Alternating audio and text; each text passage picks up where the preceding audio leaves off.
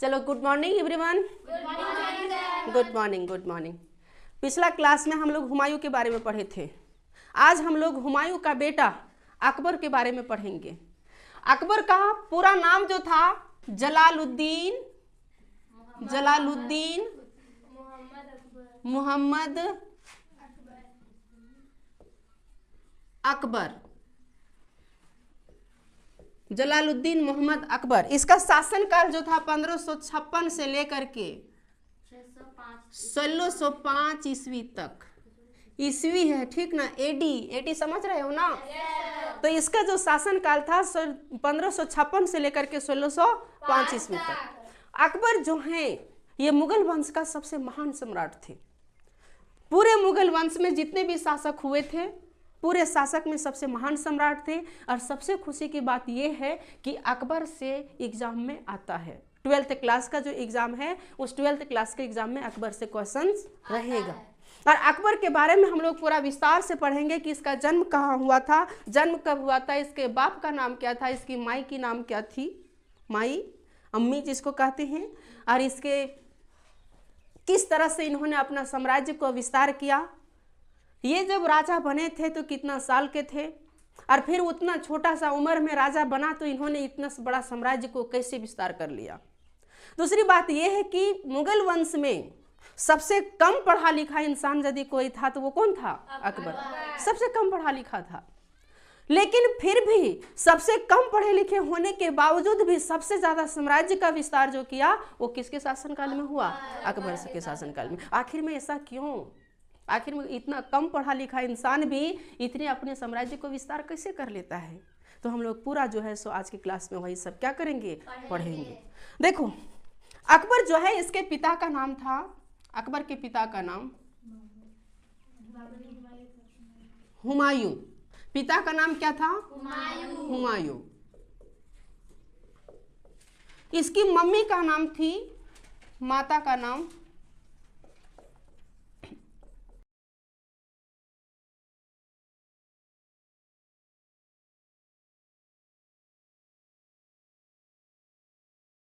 इनका जो जन्म हुआ था, जन्म कब हुआ था? 1542 ईस्वी में। पता है हुमायूं के टाइम में जब हुमायूं पढ़ा रहे थे तो हम बताए थे कि इसका जो जन्म हुआ था 1542 ईस्वी में। कब हुआ था? तो 15 अक्टूबर को। कितना अक्टूबर को? इसका डेट ऑफ बर्थ क्या है? 15 अक्टूबर। किसी का डेट ऑफ बर्थ 15 अक्टूबर है क्या? तो इसका जो जन्म हुआ था 15 अक्टूबर को। इसका पूरा नाम यदि देखें, हाँ, हमीदा बानो बेगम, वही ना हरी, हमीदा बानो बेगम। अब इसका जो जन्म हुआ था 15 अक्टूबर 1542 में। इसका पूरा नाम था जलालुद्दीन मोहम्मद अकबर। जलालुद्दीन मोहम्मद अकबर। देखो इसका जो जन्म हुआ था 15 अक्टूबर को, उस दिन पूर्णिमा थी। उस दिन क्या था? पूर्णिमा, ठीक ना। इसका जन्म जो हुआ था पूर्णिमा के दिन हुआ था, इसीलिए इसका एक और नाम है बदरुद्दीन मोहम्मद अकबर। बदरुद्दीन मोहम्मद अकबर। बदरुद्दीन मोहम्मद अकबर।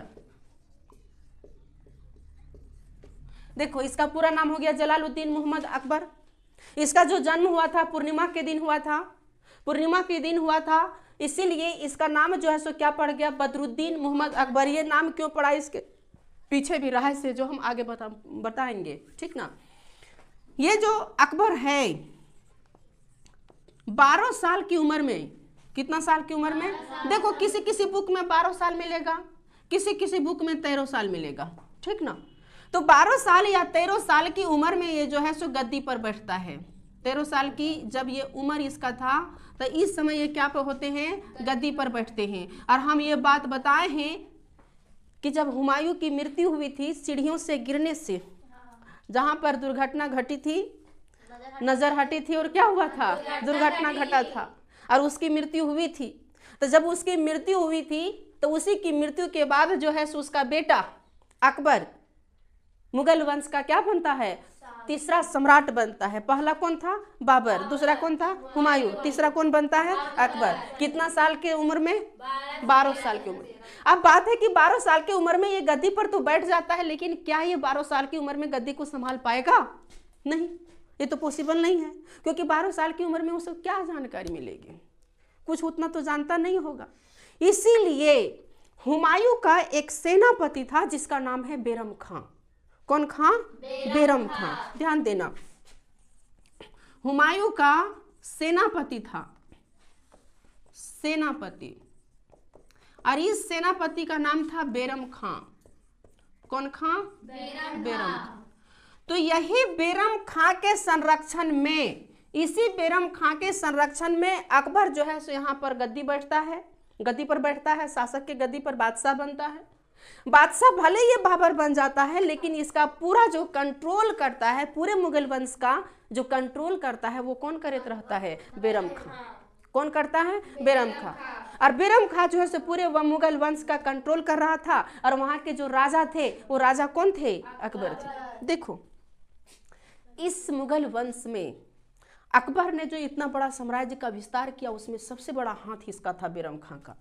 लेकिन बाद में अकबर इसी बैरम खां से नाराज होता है, और बैरम खां को अकबर जो है सो यहाँ से, भारत से इसे भेज देता है। कहाँ पर? मक्का मस्जिद, जो मक्का मदीना जानता होगा, वहाँ पर इसको घूमने के लिए कि जाओ तुम ऐश करो, राज की जिंदगी तुमको नहीं चाहिए, कुछ लोगों के कहने पर, ठीक ना। और इसको बैरम खां को यहाँ से हटा देता है। लेकिन इसी की वजह से अकबर जो है सो इतना बड़ा एम्पायर खड़ा किया था, और उसी का खामियाजा हुआ कि इन्होंने इसका भलाई किया अकबर का, और अंत में अकबर ने ही इसको यहाँ से हटा दिया। किसको?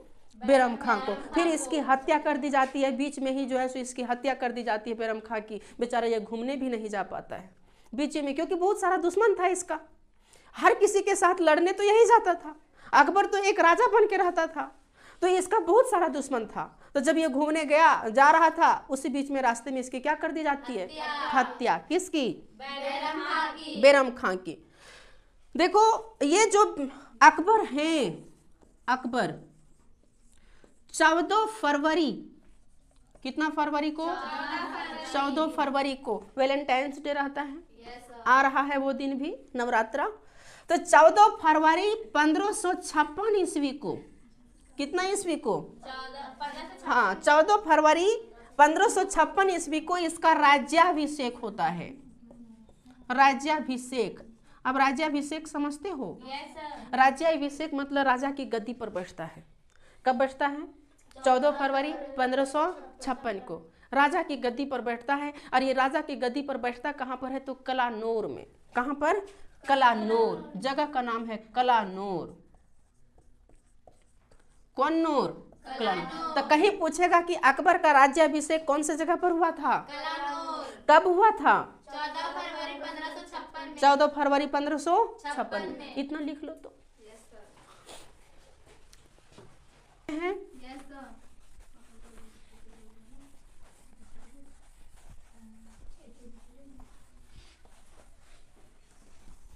देखो, 1556 से लेकर के 1556 से लेकर के 60 तक अकबर जो है, अकबर किसके संरक्षण में रहता है? अकबर जो है सो संरक्षण में रहता है किसके? बैरम खां। किसके संरक्षण में? बैरम खां के संरक्षण में। बैरम खां के संरक्षण में रहता है 1556 से लेकर के 60 तक।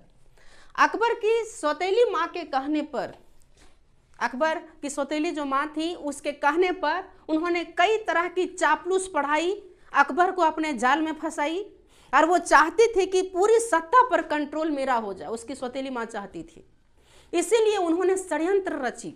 और षड्यंत्र रचने के बाद उन्होंने सोची कि अकबर का सबसे बड़ा हथियार कौन है? बैरम खां। सबसे बड़ा हथियार कौन है? बैरम खां। इसी को यहाँ से हम हटा देते हैं। इसीलिए उसकी सौतेली माँ के कहने पर अकबर ने क्या किया? इसको हज की यात्रा पर भेज दिया। किसकी यात्रा पर? हज की यात्रा पर जो है इसे भेज दिया, हज की यात्रा पर। किसको? बैरम खां को, कि जाओ तुम हज की यात्रा करो। अब बहुत तुम राजपाट संभाल लिया, अब किसकी यात्रा करो, हज की यात्रा करो। लेकिन 1561 में जब ये जा रहे थे, 1561 में जब ये क्या हो रहे थे, जा रहे थे, कौन, बैरम खां, बैरम खां, तब जो है सो इसकी क्या कर दी जाती है, हत्या। और बेचारा ये हमेशा हमेशा के लिए इस दुनिया को छोड़ के चले जाते हैं। हाँ 4 साल संभाला था। अब 13 साल में मान लीजिए गद्दी पर बैठा, 4 साल संभाला, कितना साल हो गया, 13 से 4 साल 20 होता है, 17 साल। अब 17 साल हुआ, 17 साल में उसके बाद इसकी जो माँ थी सौतीली मैया, उसके अनुसार काम किया, फिर धीरे धीरे मैच्योर हुआ और फिर धीरे धीरे अपना दिमाग आया, तब फिर इन्होंने अपने अनुसार काम किया और सौतेली मैया का भी बात ये मानने से इनकार कर दिया। देखो इसके समय में बहुत सारी लड़ाइयाँ लड़ी गई। एक लड़ाई बहुत फेमस लड़ाई है जिसको हम लोग कहते हैं हल्दी घाटी का युद्ध। 1576 ईस्वी में, याद रखना बात को, 1576 में एक लड़ाई लड़ी गई हल्दी घाटी का, हल्दी घाटी का युद्ध हुआ था, हल्दी घाटी का युद्ध। अब ये जो हल्दी घाटी का युद्ध हुआ था 2 लोगों के बीच में हुआ था। पहला जो है जिसको हम लोग, एक भारतीय हिंदू शासक था जिसका नाम है महाराणा प्रताप सिंह, महाराणा प्रताप सिंह, महाराणा प्रताप सिंह नाम सुना होगा। और दूसरा जो था अकबर, और अकबर की तरफ से जो इस सेना का नेतृत्व कर रहा था, सेना का जो नेतृत्व कर रहा था, वो सेना का नेतृत्व करने वाले थे मान सिंह। कौन सिंह, मान सिंह, समझना बात को। सेना का नेतृत्व मान सिंह कर रहा था और इधर से महाराणा प्रताप सिंह थे। इसकी जो सेना का नेतृत्व कर रहा था ये मुस्लिम थे और इसकी सेना का नेतृत्व करने वाला हिंदू था, समझो। और ये शासक हिंदू है और ये शासक कौन है, मुस्लिम है। अब इन दोनों के बीच में जब लड़ाई होती है तो कहा जाता है महाराणा प्रताप के एक घोड़ा था और इसके घोड़ा जो थे, घोड़ा का नाम है चेतक, नाम सुना है, चेतक घोड़ा, एकदम आदमी की तरह। क्योंकि यदि महाराणा प्रताप पर आक्रमण करना है तो उसे पहले किससे होकर के गुजरना होता था, चेतक से। यदि वो चेतक से पार पा जाएगा तभी जाकर के महाराणा प्रताप सिंह से वो क्या करेगा, मुकाबला करेगा। कथक था गौतम बुद्ध का। तो चेतक जो है सो इसका घोड़ा था और चेतक बहुत ही तेज रात, बहुत एक मनुष्य की तरह था। कई बार इस चेतक ने जो है सो अपने महाराणा प्रताप को बचाया था, युद्ध में बचाया था। कहा जाता है कि जब हल्दी घाटी का युद्ध हुआ था, कुछ इतिहासकार कहते हैं कि जब हल्दी घाटी का युद्ध हुआ था तो इस युद्ध में महाराणा प्रताप सिंह की क्या हुई थी, हार हो गई थी। हार हो गई थी तो महाराणा प्रताप सिंह जो है सो जंगल में अपना जीवन गुजार रहे थे, लेकिन वो कभी उससे गुलामी स्वीकार नहीं किया। महाराणा प्रताप सिंह एक वैसे हिंदू राजा थे ना जिन्होंने घास की रोटियां बना करके खाते थे, जो घास की रोटियां होता है, घास का रोटी बना करके खाया, लेकिन किसी का गुलामी वो बर्दाश्त नहीं किया। वो थे महाराणा प्रताप सिंह, महान शासक थे हल्दी घाटी का। अब इन दोनों के बीच में जब लड़ाई हुई तो इसके पास भी बहुत सारी सेना, इसके पास भी बहुत सारी सेना, इसका सेना मुस्लिम और इसका सेना हिंदू, क्या ऐसा था। अब इसका मान ले कि अकबर का सेना मान सिंह को सेनापति बनाया था, अच्छा विश्वासी था, और इन्होंने जो है सो इसका मुस्लिम सेना था, विश्वासी होगा। यहाँ पर बात धर्म की नहीं है, बात जाति की नहीं, बात विश्वास की है। यदि यहाँ के मुस्लिम शासक को हिंदू शासक ज्यादा सपोर्ट कर रहा है, हिंदू सेनापति उसको एक ईमानदार सेनापति मिल गया, तो बुराई क्या है। और इसको यदि मुस्लिम सेनापति मिल गया है और वो भी ईमानदार, तो बुराई क्या है। अभी बोलोगे कि सर ये महाराणा प्रताप सिंह जो थे इसके दरबार में रहना चाहिए बीरबल को, लेकिन बीरबल किसके दरबार में था, अकबर के दरबार में। बीरबल हमेशा किसके पास रहा है, अकबर के दरबार में रहा है। तो वो तो बीरबल एक तरह का हिंदू था, उसको रहना चाहिए किसके पास। लेकिन यहाँ पर जाति ऊती ये सब देखा नहीं जाता था, जो ईमानदार है उसको सेनापति बना दिया जाता था, चाहे वो हिंदू रहे या मुस्लिम रहे। अब देखो जब इन दोनों के बीच में लड़ाई हुई तब कुछ इतिहासकार मानते हैं कि इस लड़ाई का कोई रिजल्ट नहीं निकला, इसका कोई रिजल्ट नहीं निकला, क्योंकि इसके पास भी बहुत सारी सेना, इसके पास भी बहुत सारी सेना, और इन दोनों के बीच में संधि हो जाता है। तो कुछ इतिहासकार कहते हैं कि इन दोनों के बीच में संधि मतलब समझौता हो जाता है, और कुछ इतिहासकार कहते हैं कि यहाँ पर महाराणा प्रताप सिंह की क्या हो जाती है, हार हो जाती है। कोई दिक्कत यहाँ तक, ठीक। चलो कोई दिक्कत यहाँ तक? 900। अब आगे देखो, जो अकबर थे, एक बार इन्होंने गुजरात की यात्रा किया था। किसकी यात्रा किया? गुजरात की यात्रा। आप बोले सर यात्रा तो बहुत लोग करते हैं, तो आखिर में इस यात्रा में ऐसी खास बात क्या है? खास बात है, जब इन्होंने गुजरात की यात्रा किया था तो सबसे पहले आज तक के इतिहास में इन्होंने कभी समुद्र नहीं देखा था, और गुजरात की यात्रा के समय जो है सो सबसे पहले इन्होंने किसको देखा? समुद्र को देखा। किसको देखा? समुद्र देखा। किसने? अकबर ने। कौन सा अभियान के दौरान देखा इन्होंने? गुजरात। कौन से अभियान के दौरान? गुजरात। तो जब इन्होंने गुजरात की यात्रा किया तो सबसे पहले इन्होंने क्या किया? समुद्र देखा। इन्होंने एक धर्म की स्थापना किया था, दीन ये इलाही। दीन ये इलाही नाम सुना होगा इसका। दीन ये इलाही टेस्ट में आया होगा। टेस्ट में ये क्वेश्चन था कि दीन ये इलाही की स्थापना किसने किया था? अकबर ने। किसने किया था? अकबर ने। और इस चलो, तो दीन ये इलाही धर्म की स्थापना किसने किया? अकबर ने। अब ये जो दीन ये इलाही थे, एक संस्था, इस संस्था के जो प्रधान थे, मुख्य, वो प्रधान खुद ही अकबर था। कौन था? खुद ही अकबर। देखो एक क्वेश्चन पूछा जाता है कि दीन ये इलाही धर्म को अपनाने वाले सबसे पहले हिंदू कौन थे? हाँ, तो दीन ये इलाही धर्म को अपनाने वाले सबसे पहला हिंदू था बीरबल। हाँ, कौन था? बीरबल। अकबर बीरबल की कहानी सुनी होगी, बीरबल सीरियल भी है इसका। तो दीन ये इलाही धर्म को अपनाने वाला पहला एवं इन अंतिम हिंदू जो था वो कौन था? बीरबल। लिख देते हैं पहला एवं, हाँ एग्जाम में आता है ये, अंतिम हिंदू कौन थे? बीरबल। किसको अपनाने वाले? दीन ये इलाही। देखो अकबर जो थे ना, अकबर के दरबार में एक बहुत ही अच्छे संगीतकार रहा करते थे, जिसका नाम है तानसेन। नाम क्या है? तानसेन। एक संगीतकार थे, बहुत अच्छा संगीत गाते थे। तानसेन। हाँ देखो, ये जो अकबर है, कहा जाता है, इतिहासकार कुछ कहते हैं कि जब तानसेन अपना इंस्ट्रूमेंट को जब बजाना शुरू कर देता था और जब गाना शुरू कर देता था तो इसकी पिच ऐसी होती थी कि इसके पिच से जो ग्लासेस रहता था ना, वो ग्लासेस टूट जाता था। ऐसी इसकी पिच रहती थी। इतना महान संगीतकार इसके दरबार में रहा करते थे।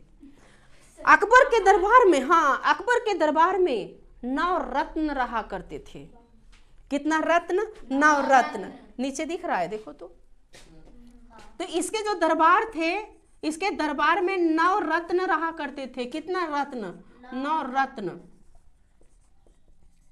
9 रत्न रहा करते थे। अभी सर ये 9 रत्न है क्या? 9 रत्न हो गया महान महान लोग। 9 रत्न, जो रत्न था उस समय के इतिहास में, जो उस समय मुगल वंश जब चल रहा है, उस समय जो सबसे महान लोग थे, संगीतकार में जो सबसे महान लोग हैं, कवि में जो सबसे महान लोग हैं, वो सब महान महान लोग जो है सो रहा करते थे, जिसको क्या कहा जाता है? 9 रत्न। तो ये भी एग्जाम में आता है कि कौन से मुगल वंश के शासनकाल में 9 रत्न रहा करते थे? अकबर के शासनकाल में। किसके शासनकाल में? अकबर के शासनकाल। लिखो इसको, लिखो।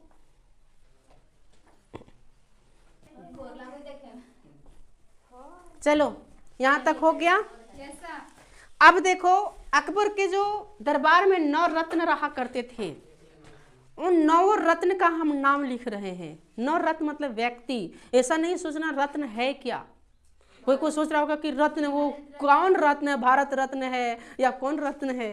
तो वो 9 रत्न कोई रत्न नहीं बल्कि व्यक्ति थे, ठीक ना। तो यहाँ पर लिखना, हेडिंग देना, अकबर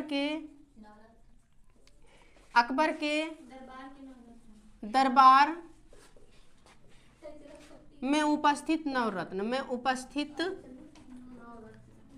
9 रत्न। कितना रत्न? 9 रत्न। ठीक। अब कौन कौन 9 रत्न थे? पहला बीरबल का नाम सुना होगा। बीरबल का नाम तो सुना होगा। सब इससे जान।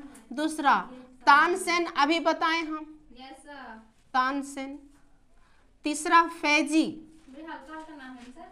हल्का हल्का है ना सच्ची में। चौथा टोडरमल, टोडरमल क्या चीज, किसके बच्चा को? हाँ बीरबल लिख दिए ना, बीरबल, ठीक। बीरबल, तानसेन, फैजी, टोडरमल, अबुल फजल।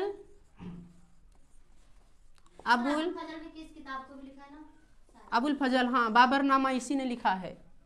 बाबरनामा जो लिखा है किसने लिखा है?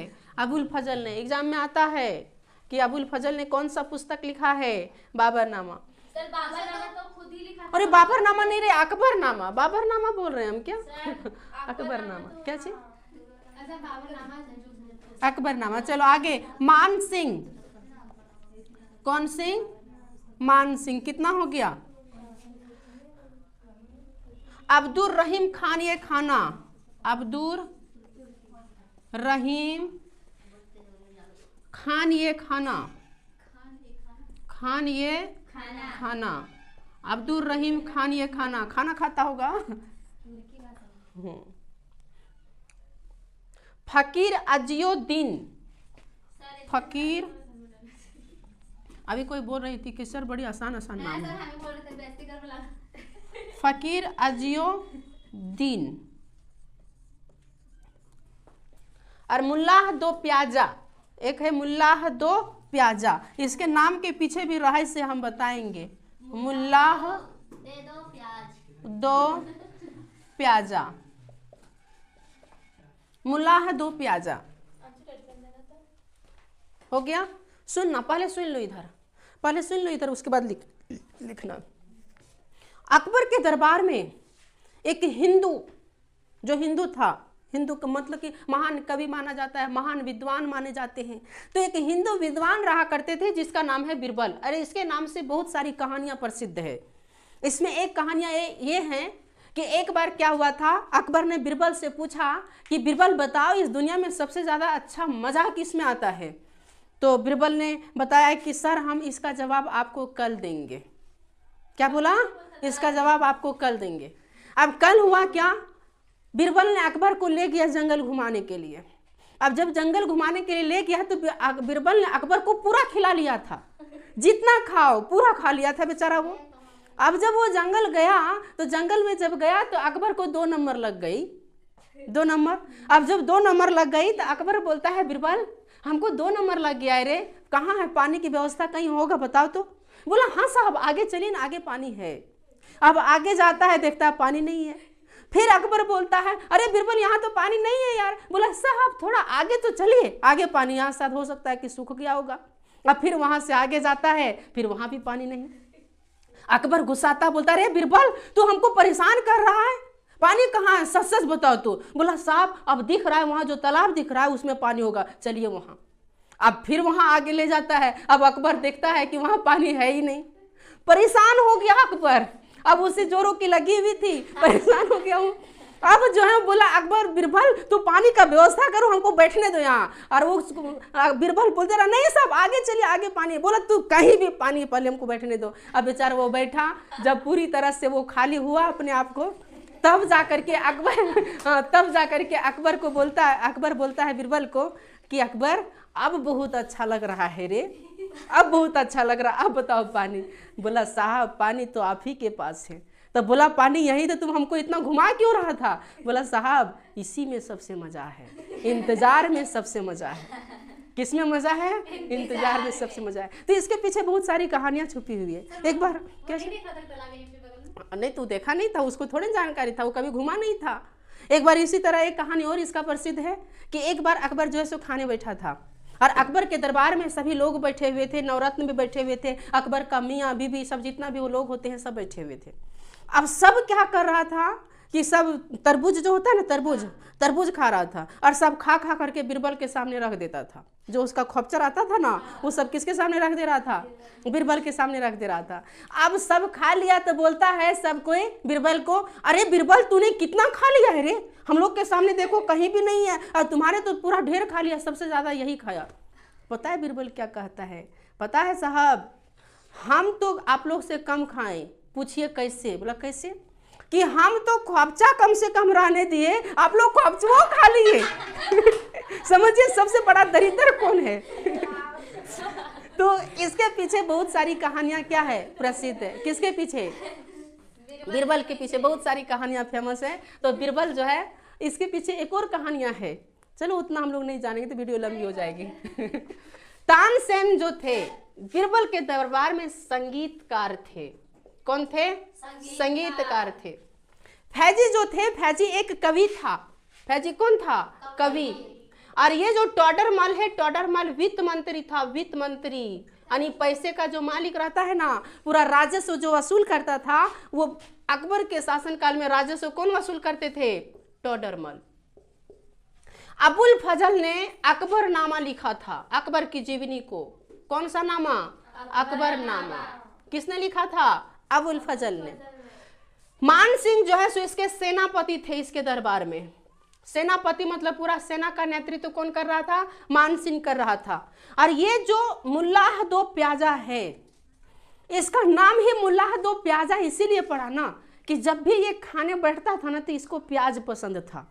ये 2 प्याज मांगता था कि हमको खाने में कुछ मिले चाहे ना मिले, मटन मिले, चिकन मिले चाहे ना मिले, लेकिन बाबू कम से कम हमको 2 प्याज दे दो। और इसीलिए हमेशा जब भी खाने में बैठता था तो ये अपने साथ कितना प्याज लेता था? 2 प्याज। इसीलिए लोग प्यार से इसको क्या कहने लगे? 2 प्याजा, मुल्ला है 2 प्याजा। तो ये अकबर के पूरे नवरत्न थे। अच्छा सर, उपस्थित हो गया, आत्रा मात्रा। अच्छा सर, ये क्या बोलते हैं? उपस्थित नवरत्न। चलो हाँ, क्या अकबरनामा पुस्तक क्या लिखे थे? क्या अकबर? अकबरनामा पुस्तक। अकबरनामा पुस्तक किसी ने लिखा था? अबुल फजल। ठीक, लिखो इसको। अब जो पढ़ रहे हैं यही लिखे अबुल फजल। क्या चाहिए? अबुल फजल। हाँ, अकबर जो बारे में लिखा है, अकबर के बारे में इसका क्या चाहिए? बीरबल का जो खिचड़ी पकता है सो। अरे बहुत सारा उसका कहानी है। अब ये कहानी रहे तब ना, कितना। चलो देखो अब हम लोग, हाँ अब हम लोग जो है सो अकबर का अभियान पढ़ेंगे। अकबर का अभियान लिखो, अकबर का अभियान। ये वाला नहीं मिटाई रे, अकबर के 9 रत्न हो गया ना। चलो अकबर का अभियान। अकबर का अभियान। किसका अभियान? अभियान मतलब इन्होंने कौन कौन सी लड़ाइयाँ लड़ी, कौन कौन सा युद्ध इसके समय में हुआ, तो वो सब जो है सो हम लोग क्या करेंगे? पढ़ेंगे। पहला जो है ध्यान देना है, सबसे पहला लिखना मालवा का युद्ध। मालवा का युद्ध। हाँ, कौन सा युद्ध? मालवा का युद्ध। ये जो मालवा का युद्ध हुआ था 1561 में हुआ था। कितना ईस्वी में? 1561 ईस्वी में हुआ था मालवा का युद्ध।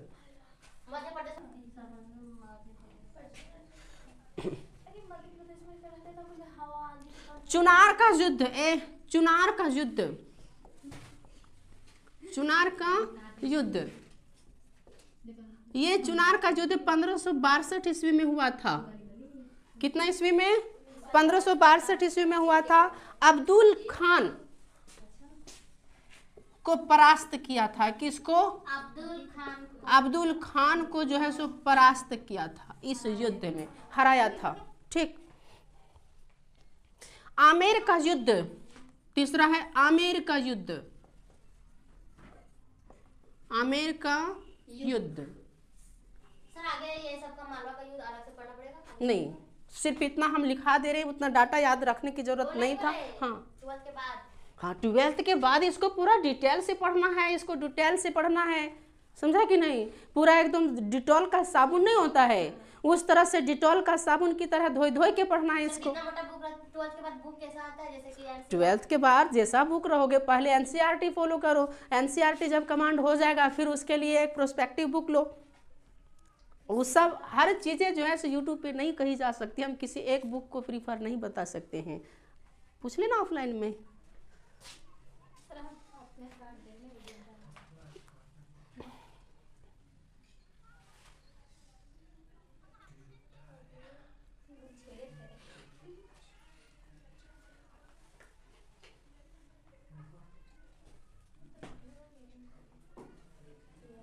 लिखा आमेर का युद्ध, ये भी हुआ था 1562 में। किसको परास्त किया था? एक राजा था भारमल के शासक, भारमल शासक को पराजित किया था। वैसे कौन हराया था? अकबर ना? अकबर, सब अकबर। और यहाँ जो चुनार का युद्ध हुआ था इसका सेनापति था खान, अब्दुल खान, अकबर के, हाँ अकबर के सेनापति थे। सेनापति, हल्ला नहीं करो।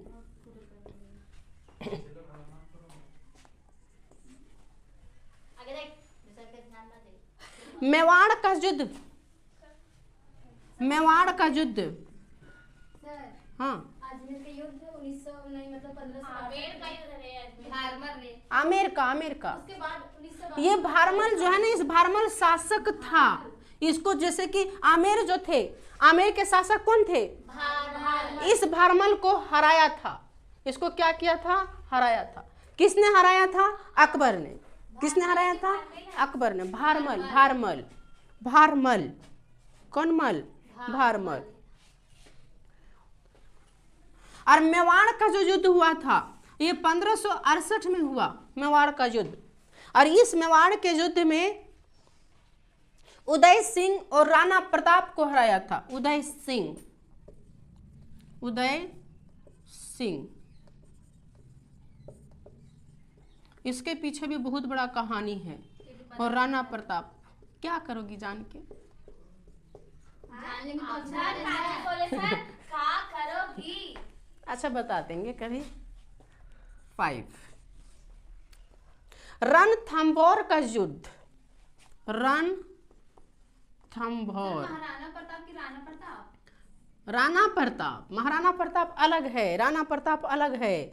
रणथंभौर का युद्ध सूरजनहाड़ा 1576 में हुआ था। ये 1576 में हल्दीघाटी का युद्ध तो सूरजहाड़ा। देखो सूरजनहाड़ा यहाँ के क्या थे? शासक। कहाँ के? रणथंभौर के। अब ऐसा ही नाम है तो क्या करें, हम अपना नाम अपने से नाम नहीं रखे हैं। ये युद्ध है, सब युद्ध, युद्ध। सर वो सर जो लिखे से रणथंभौर। कालिंजर का युद्ध, इसको याद रखना है, कालिंजर का युद्ध, क्योंकि इन्होंने राज्याभिषेक कहाँ किया था? राज्याभिषेक इसका कहाँ पर हुआ था? कालिंजर में। 1569 में ये युद्ध हुआ था, 1569 को। ठीक ना? लिखो लिखो, लिखते जाओ। सर कितना युद्ध लड़ा था? जैसल, अरे बहुत सारा युद्ध हम छोड़ रहे हैं, जो इम्पोर्टेंट है उसी को हम लिखा रहे हैं। बहुत सारा युद्ध तो हम छोड़ रहे हैं, समझे कि नहीं? छोड़ने के पीछे एक कला है। छोड़ने के पीछे भी एक कला है, छोड़ना भी एक कला है। जैसलमेर का युद्ध 1570 में। जैसल, अच्छा सर अकबर के शासनकाल में दूसरा युद्ध हुआ था। सब अकबर का युद्ध 1500 सर हम लोग कुछ पूछ रहे हैं। क्या कुछ पूछ रही है क्या? हम बोले बीकानेर का युद्ध 1570 में। सर सब सीरियल नंबर से लिखा है तो एक कल बता दीजिए। मिटा दो उसको, मिटा दो उसको का। बीकानेर का 176 युद्ध। 76 ऊपर में नीचे कर दिए रहते सर लाइन से होता है। वो लाइन से अब नहीं है तो क्या करो, ऊपर नीचे कर लेना, तो लोग उसको अरेंज कर लेना, और क्या, इतना तो कर ही सकते हो। 1570 में कल्याणपुर, नाम सुना नहीं होगा? हाँ, कल्याणपुर नाम सुना है। उसी तरह से कल्याणमल शासक थे यहाँ के, कल्याणमल। सर ही नहीं बताया। अब वीडियो चल रहा है ना, देखो तो। कल्याण महल चलना तो चाहिए। सर 1569 नहीं होता। कैसी 1569 सब उतना क्या याद करेगी, यहाँ सब नहीं रहेगा तैयो चलेगा। लिख दें उसको भी, क्या ना ऐसा नहीं लिखे। लिखने बोलेगी तो लिख देंगे। वाला पढ़ते हैं सर, लिख दीजिए सर। अभी हल्के ज्यादा पढ़ाते हैं। रामचंद्र है कालिंजर का। रामचंद्र, कौन चंद्र? रामचंद्र। शासक था कि सेनापति? शासक, सब इसका शासक है। सिर्फ सेनापति कौन था?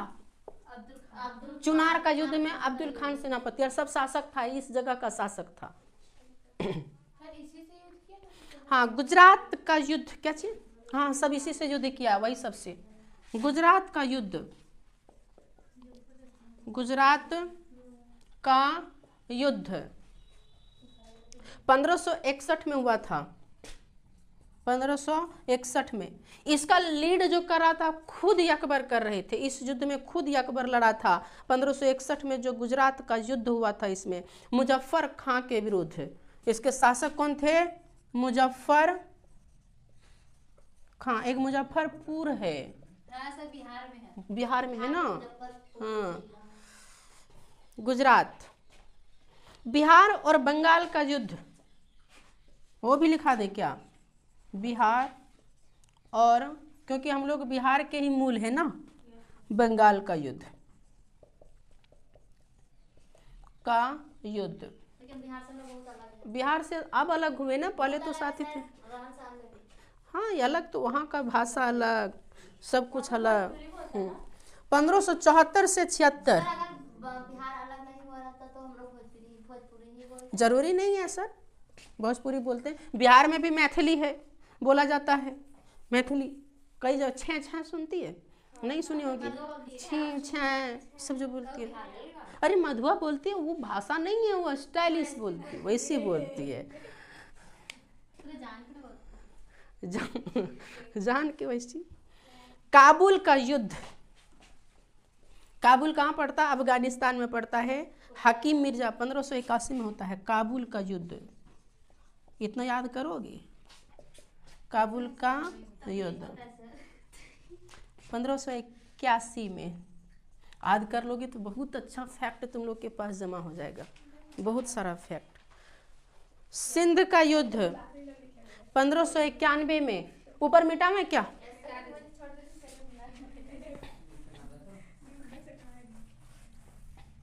सिंध का युद्ध, इसको क्या करेंगे? अलग कर देंगे, जितना भी ये लड़ाइयाँ लड़ा। सिंध का युद्ध, हाँ अलग वीडियो बना देंगे। सिंध का युद्ध 12 में, किसका युद्ध? सिंध का युद्ध। ये 1581 था, और सिंध का युद्ध जो है सो 1591 है, 1591। कांधार का युद्ध, कांधार का युद्ध, कांधार का युद्ध जो हुआ था 1595 में। कांधार कुछ हाल है ना।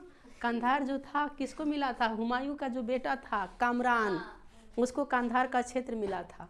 बोलती है कांधार कुछ हाल है ना।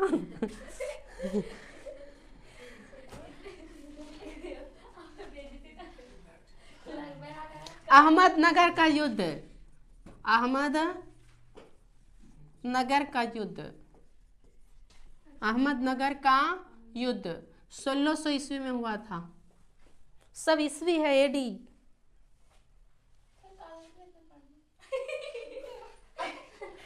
चलो अच्छा, इतना ही लिखाते हैं। हो गया। 4-5 नहीं है, बहुत है अभी, लेकिन इतना ही पढ़ो। 15 कर दीजिए। जरूरी है कुछ छात्रा मात्रा से ही 15 करिए देगा। 15 करिए दे। लिखो आसिरगढ़ का युद्ध, आसिरगढ़ का युद्ध 1601 ईस्वी में। 15 हो गया? नहीं पूछेगा, ये 12th क्लास में सब नहीं पूछेगा। 1-2 को हम जो बताएंगे उसको याद रख लेना, वही सब आता है। सिंध का युद्ध याद रख। तो सब पूछेगा। पूछेगा। हाँ, हम टेस्ट लेंगे तो सब पूछेंगे। अब हम टेस्ट लेंगे तो पूछेंगे ही। आखिर में क्यों लिखा रहे हैं? दूसरे से एक स्टेप आगे रहो। समझा कि नहीं? चलो, हो गया क्या? तो ये जो था अकबर का क्या था? अभियान। अकबर का अभियान। अब यहाँ पर हम लोग देखेंगे अकबर जो सिलेबस में है अकबर के बारे में, कि अकबर का जो प्रशासनिक व्यवस्था वगैरह किस तरह था, उसको हम लोग नेक्स्ट लेक्चर में देखेंगे अकबर के बारे में। तो आज की क्लास को यहीं पर क्या करते हैं? Thank you all of you.